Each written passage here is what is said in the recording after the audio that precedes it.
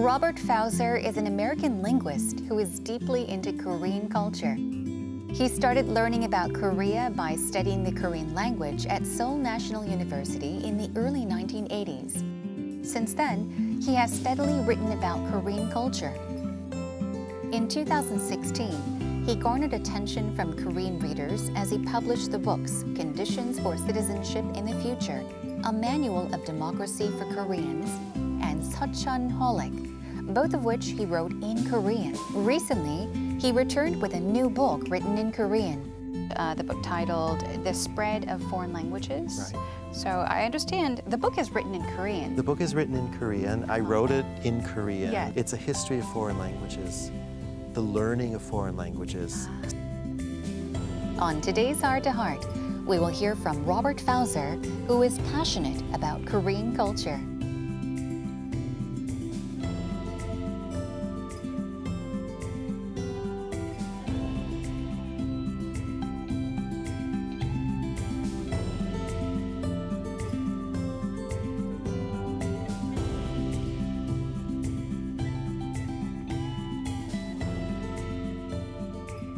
Today's guest is a writer, linguist, and published author who has a very unique affection for Korea.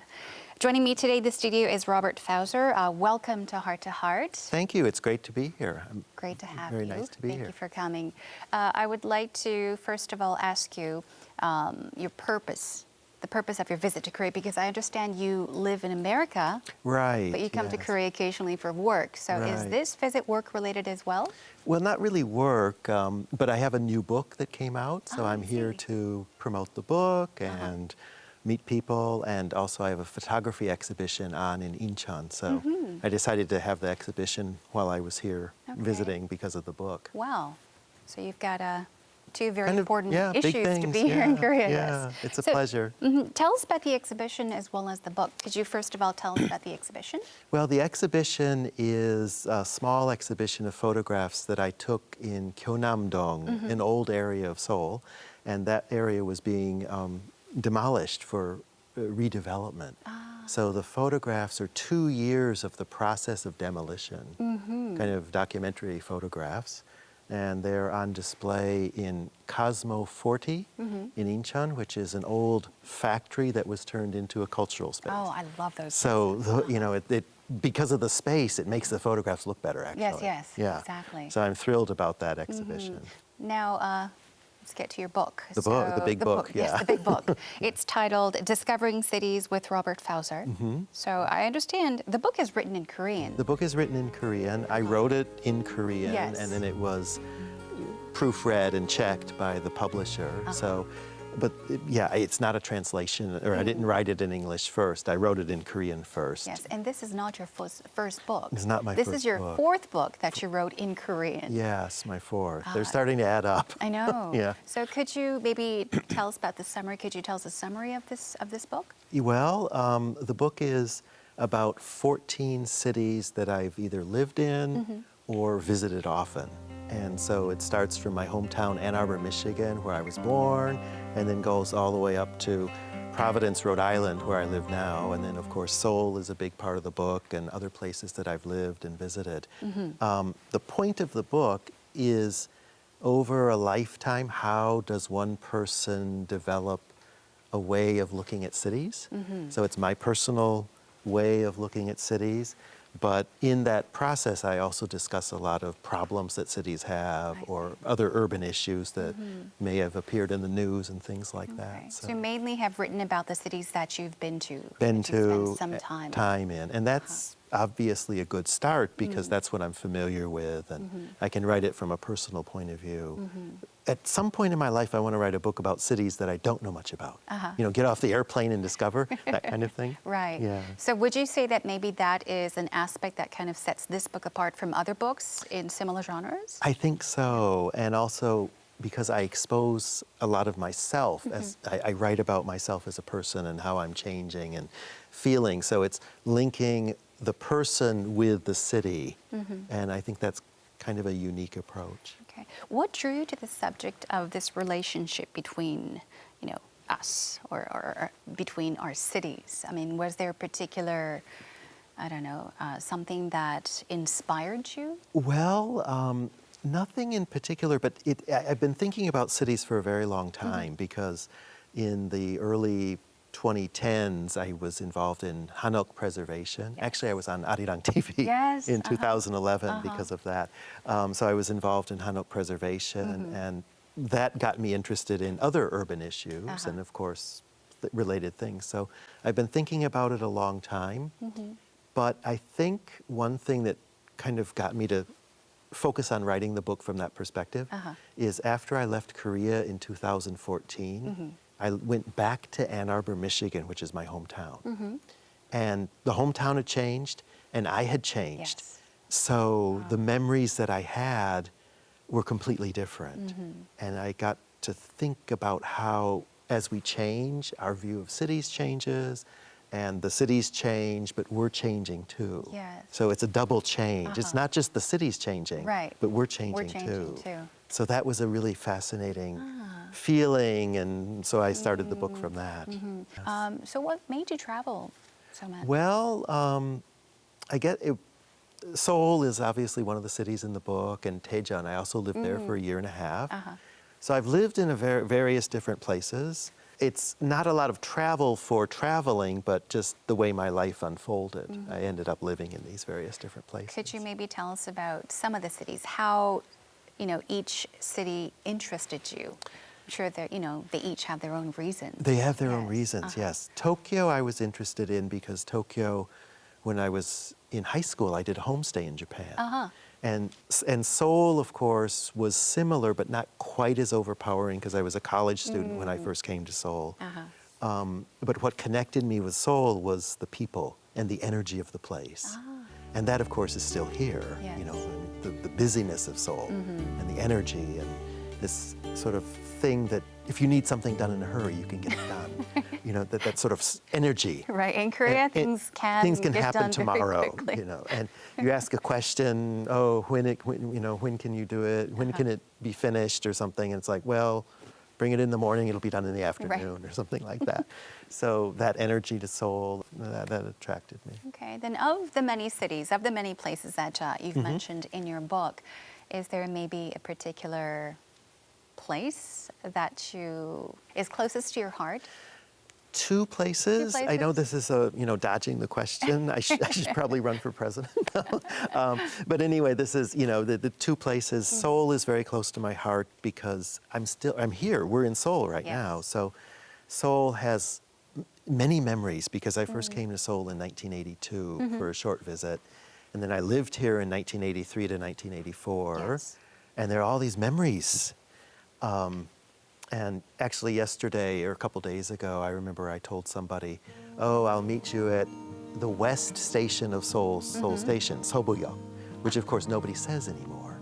So I have this history in Seoul. So it's really become my hometown or a second hometown. The other one is Kyoto, and that's because my mother visited Kyoto when I lived there for 3 months during 4 consecutive years.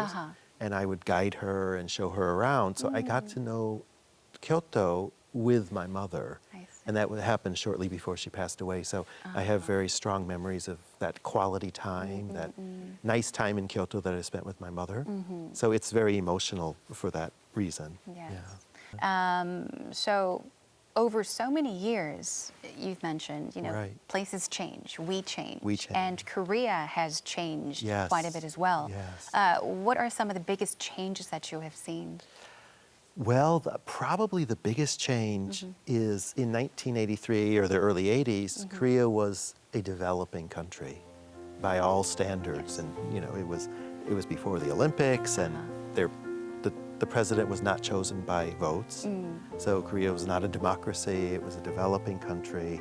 I think the two biggest changes are democracy and just the rise of the standard of living. So Korea is now a developed democratic society, like North America or Europe or Japan. And those two things are the biggest changes, yes. I guess in a sense that's also leaving. I guess you're It's leaving leaving your comfort normal, zone, yes, or yes, right, and yeah. you're trying to escape from that place to another. Yeah. Finding a place that you can actually relax and find peace of mind. So it could actually be anywhere. You don't necessarily have to travel to far away Could be destinations. anywhere, yes. But you're right, it's leaving your normal routine. Yes. Yeah.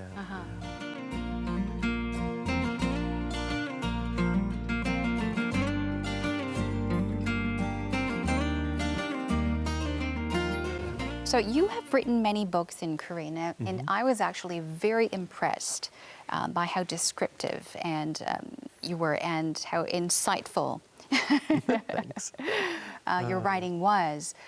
How is your Korean so good? Well, I don't know if it's so good because it's always a struggle, right? I mean, it's a second language. But what I do when I write is I concentrate on the contents first because it's a second language for me. So my first worry is are my sentences clear? Do people understand me? Not are they beautiful sentences, or did I use a fancy word, or are people going to, judge me by the way I write? Right. The first thing is, does it make sense? And I just focus on that. And that, I think, actually helps because it makes my writing clear. So in a weird way, Korean is more difficult for me because it's a second language. Sure. But there's a kind of freedom. Like I don't feel like I'm being judged. So It's okay to make mistakes. Make mistakes Yeah, sure. because they're going to be edited out.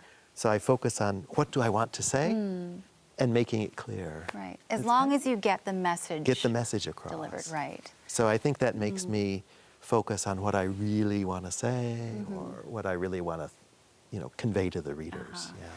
But I have seen the interviews you've done in Korean. I mean, you seem to have no trouble conversing in Korean. I was really amazed. But of course, you studied in Japan. Right. So I'm sure you learned Japanese. I learned Japanese. And then you studied Korean. Right. So was that helpful? It was extremely helpful. Very helpful. Yes. Knowing Japanese first, I call it, that was my secret.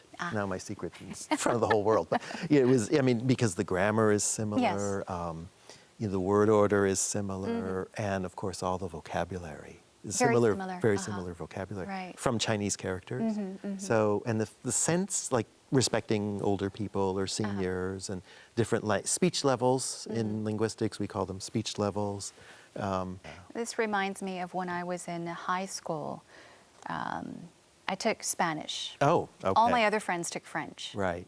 But I took Spanish, and I was so glad I did take Spanish Yeah, it's because easier. it was so much easier. If you knew English, Yeah. Right, All the you're- common vocabulary. exactly. Yeah. So I guess it's very similar if you know similar Japanese, easier to learn Korean, and vice versa. Yes, yeah. When did you gain this, this interest in foreign languages? When I first went to Japan as an exchange student, and I never knew that I was interested in languages, but I was interested in sound because I liked music and, so I liked sound.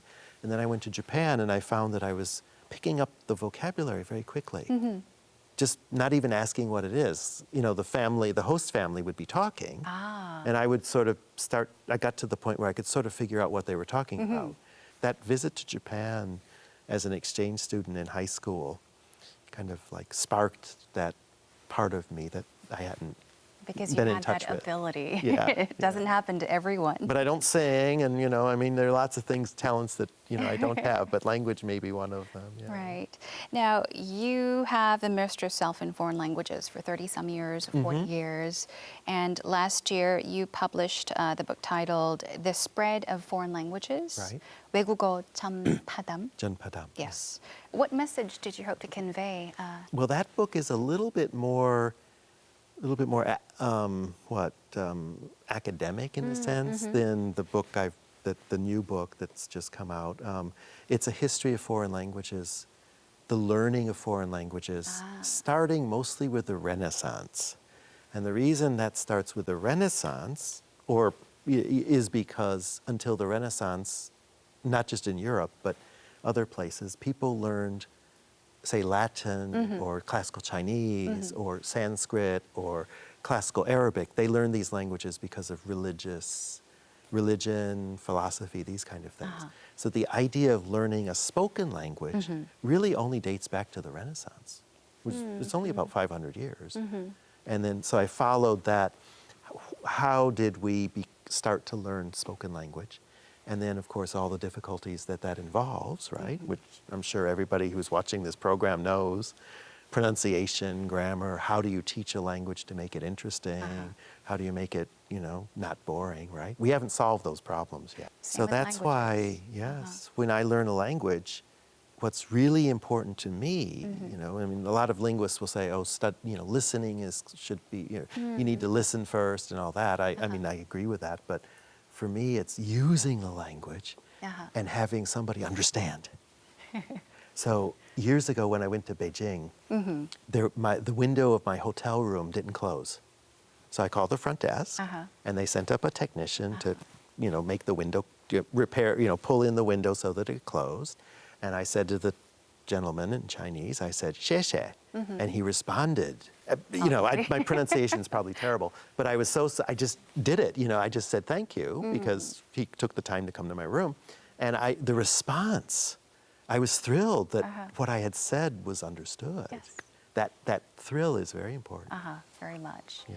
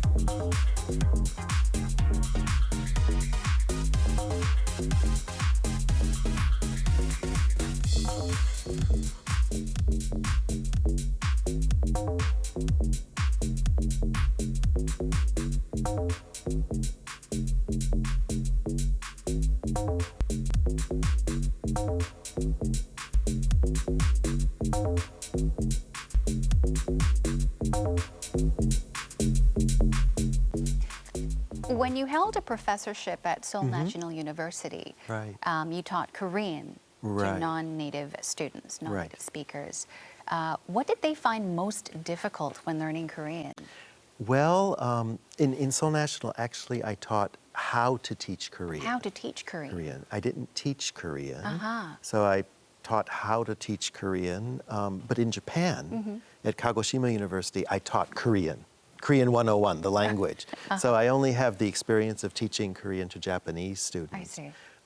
And because the grammar is similar and that kind of thing, they were very quick at the grammar and stuff. But at least in the case of Japanese students, pronunciation was difficult. Pronunciation was difficult.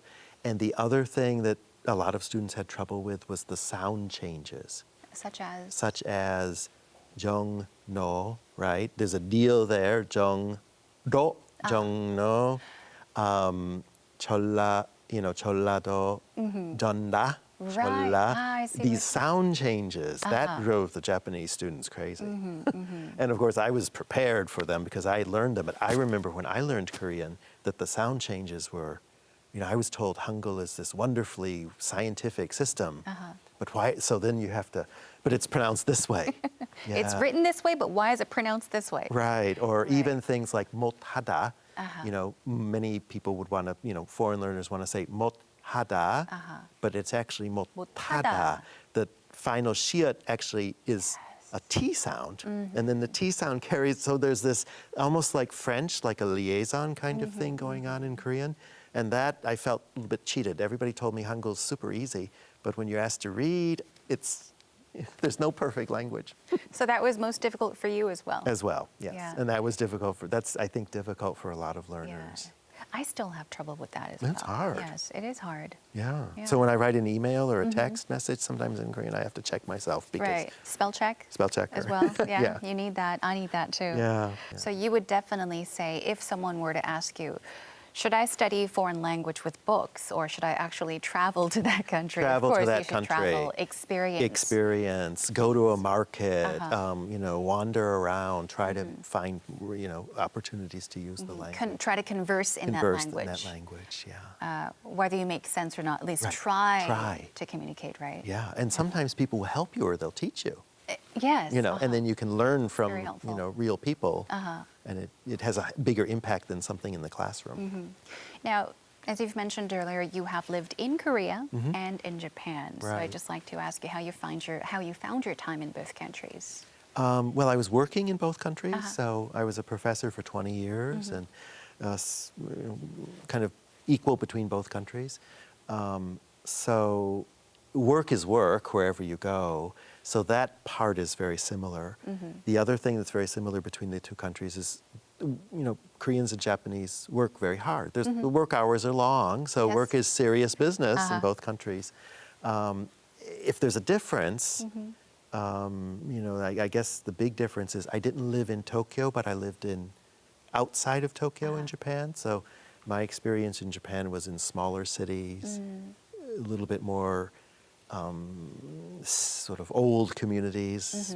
And whereas in Seoul, in Korea, my experience has been in Seoul, which is the capital and the center of the country. So for me, Korea's, again, that dynamic Korea thing. I associate Korea with this energy.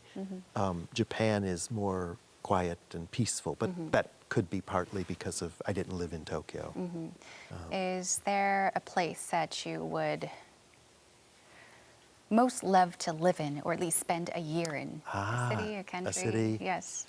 Well, I've been thinking about maybe Madrid, Madrid. Spain, because Yes. then I would be able to learn, improve my Spanish, get back what I had in high school. I was Yes. pretty good in high school. So, going to Madrid, it's also I visited there last year for about a week or so, 2 weeks maybe, 10 days, Madrid. And also, even though, I've never lived in Tokyo, but that would be kind of nice to see Japan from that perspective. Right. And in Korea, I've always wanted to live in, a smaller town or smaller city. So Daegu, for example, is in my book. I love Daegu for some reason. You've been to Busan as well? Busan, I've been to course. Jeonju, Gwangju, different places. But Daegu I like because the city is the right scale. Yes. About 2.5 million people.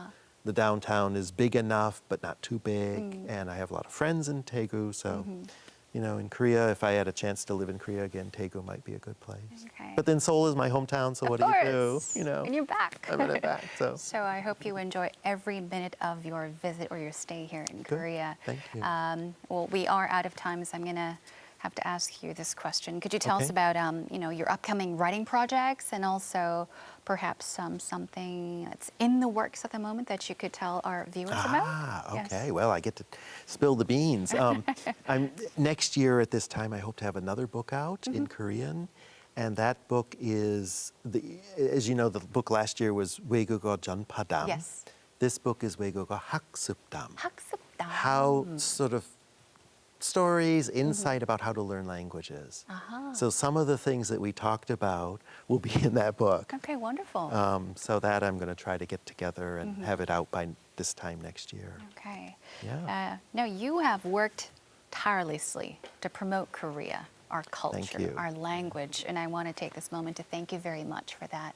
정말 감사드립니다, and I wish you all the best. Thank you. Your future endeavors. Yes, Korea is very close to my heart. This is heart to heart, so Korea is very close to my heart. Thank you very much for having me. 감사합니다. 감사합니다.